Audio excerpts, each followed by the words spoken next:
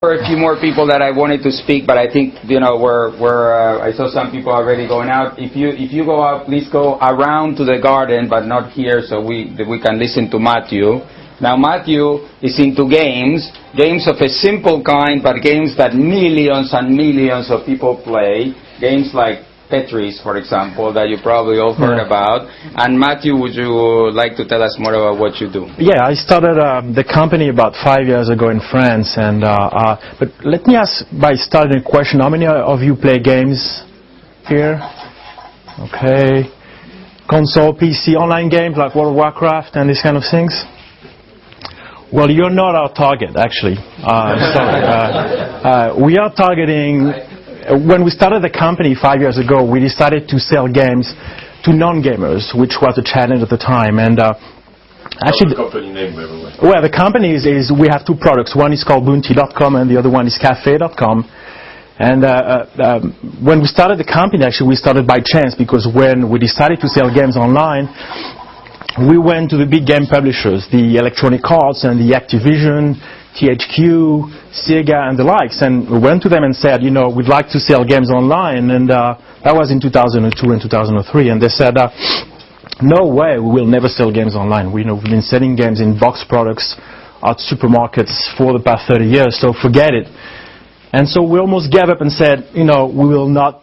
That was a bad idea, and we stumbled across, small publishers, small developers developing very simple games, which are now known as casual games, and we decided to give it a try.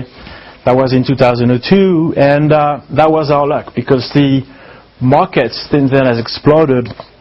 And actually, what we discovered is that everyone is a gamer. Not everyone plays hardcore games. Not everyone plays, World of Warcraft. Actually, if you look at the numbers, today you have about World of Warcraft, I think they have 8 million accounts in the world. That is translated into probably 5 or 6 million players out of 1 billion internet users. So that's probably, 0.5% of the population is playing World of Warcraft today. And WoW has about 50% market share for MMORPGs. So that's another myth I'd like to debunk today, is that today 99% of the internet population is not playing a MMORPG. And in 5 years from now, when there will be 2 billion internet users, still 99% of the people will not play MMORPGs. So we're focusing very much on casual games, and casual games being games very easy to use, very addictive, like Tetris, like Pac-Man, like Monopoly, or other games that I'm sure you've never heard of. For example, Bejeweled. Who has heard of Bejeweled today? Oh, some of you have heard of it.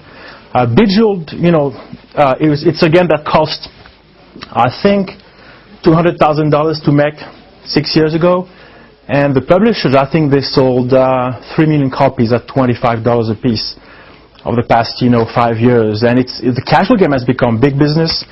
So as I said, everyone is a gamer, from 15 years old to very, very old people. I'm sure all of you have heard about Sudoku, which has become like a worldwide phenomenon, first in newspapers, but then online. And this is what casual gaming is all about. Games for non-gamers, games for people who don't, describe themselves as gamers. And it's a very, very big market. Today, every single month in the world, you have about 300 million unique visitors visiting casual game websites. That's probably one of the largest category of the online world. And that's growing very, very rapidly. So we started in 2002 by selling simple single-player casual games at $20 a piece, and everyone said, "You're crazy. Nobody's going to buy a Tetris at $20." And believe me, it's selling very, very, very well in big quantities. And about a year and a half ago, we also decided to move this market to the next step by changing the rules of the market. So instead of selling games at $25 a piece, we would offer very high-quality casual games entirely for free to end users, so that you lower the barriers of entry and you get a bigger number of people. We also decided to add, multiplayer functionalities to casual games, which were non-existent before, community features as well, And the business model is very simple. We're selling air advertising, very obviously, but also we're selling virtual goods within the games, items, boost, I don't know how you want to call it, but if you go on cafe.com, for example, today, for a few cents you can buy an earthquake, and when you play with someone else, you will send the earthquake to your opponent, and the screen of your opponent will shake, for example. And it's based on microtransactions, very, very small amounts. So that's what we're doing. We've been operating we offer casual games to consumers in about 28 countries in the world today, including US, Europe, Asia. And something very interesting we witnessed in 2006 was the growth of emerging countries.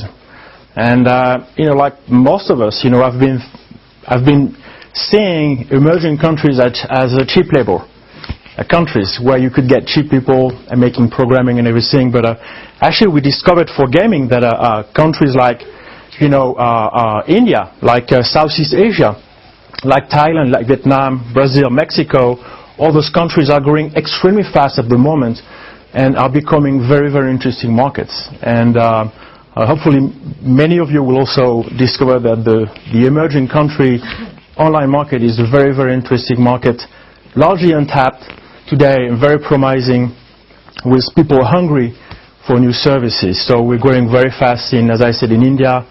One guy one day came to us from Vietnam and he said, I'm going to buy the cafe.com license for $500,000, and I will, in addition to that, I will give you a lot of money on revenue share. And the guy actually has started the largest online game platform in Vietnam, and he's doing $50 million of revenue every year. And that was the last country on earth I thought we would do business. That was Vietnam. So that's who we are today, a bit less than 200 people. Operating globally, and I think it's totally possible to be a small multinational company today. We have everything it takes. So that's it. Thank you. Thank you very much.